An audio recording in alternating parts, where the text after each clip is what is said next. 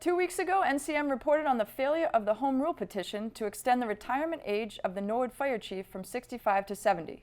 The story included statements from Fire Chief Hayes and Selectmen Plasko and Donnelly about the outcome.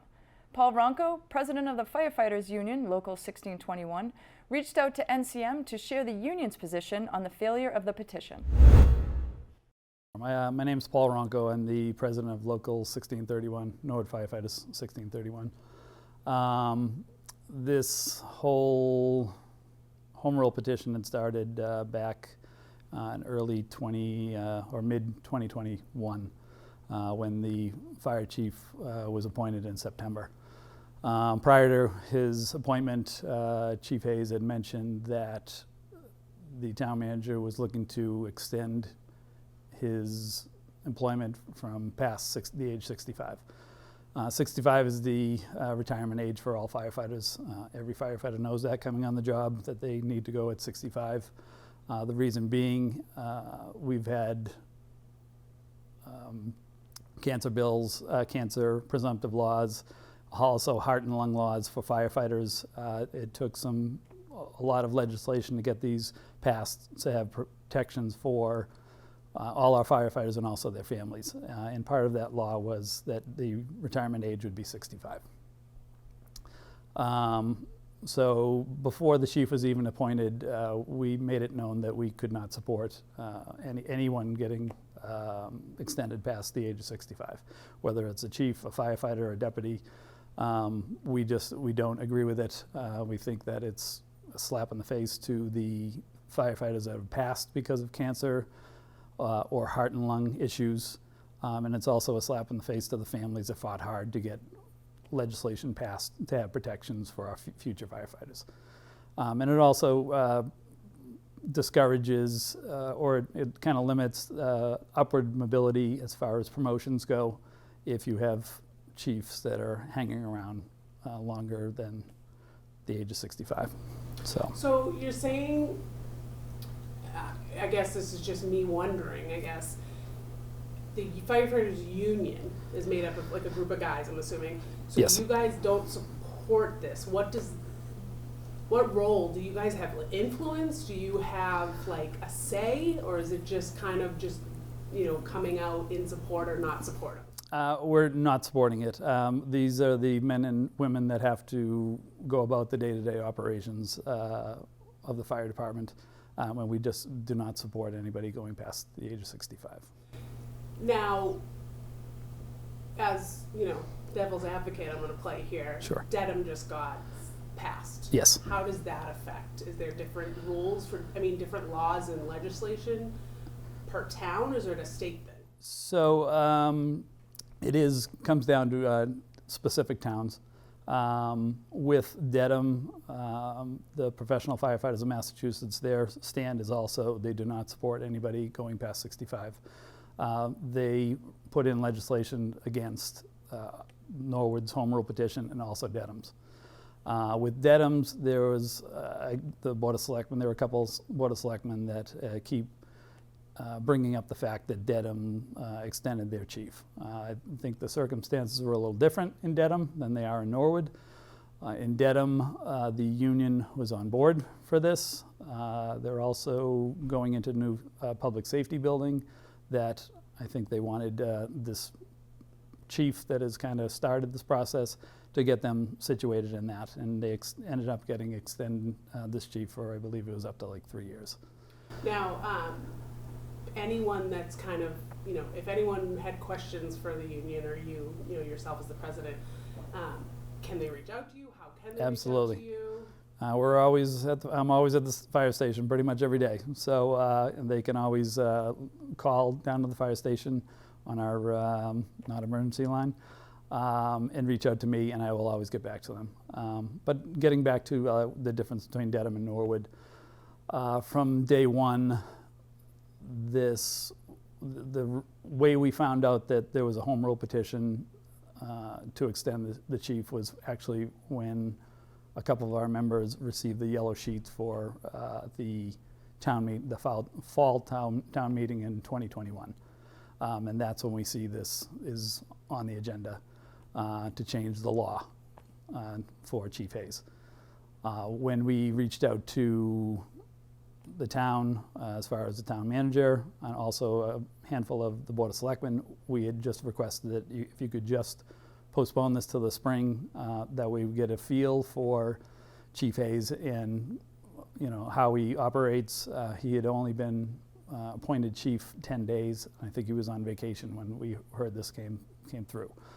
That being said, we had 3 very difficult years with the prior chief, and I think you could see why we'd be a little gun shy about extending somebody that really hasn't even done the job and has never been a fire chief. We had asked to postpone it to the spring, and also if things were going smoothly, we had made a compromise that we would request that he get extended to September of 2024. That would give him 3 years as a fire chief. When that compromise was given to the town manager, and it was also told to the Board of Selectmen, the answer was that we would get back to you. And again, we only had a couple days to even prepare for this. We couldn't even get the word out to the public that this was even happening. I was told that the town manager told me that he would get back to us. He never did. Town meeting came and we had to speak against it on the floor. The chief was made aware of the compromise that was offered, and he wanted nothing to do with it. He said, we'll just see how it plays out. So at that point, we went to town meeting. The vote was 64 to 54. There was another compromise or amended motion on the floor that got shot down. That was to extend him to September of 24. It was voted on 64 to 54, and this was done basically, we feel, in the dark. The public was not aware of what is actually happening. That being said, the home rule petition passed that day at town meeting, and it had to be pushed up to the state level. At that point, we had mentioned to the chief that we are not going to be actively working against this at this time. However, I believe the joint committee that was speaking on this home rule petition, nobody was submitting testimony for that day. I believe it was like the first couple days in January of 2022. Nobody was submitting any testimony.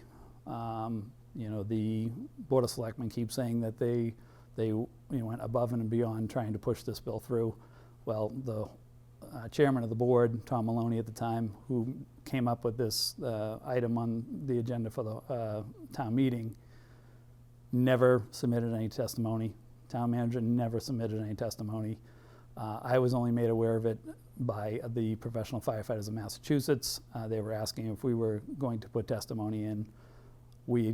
I had given my word to Dave Hayes that I would not do that.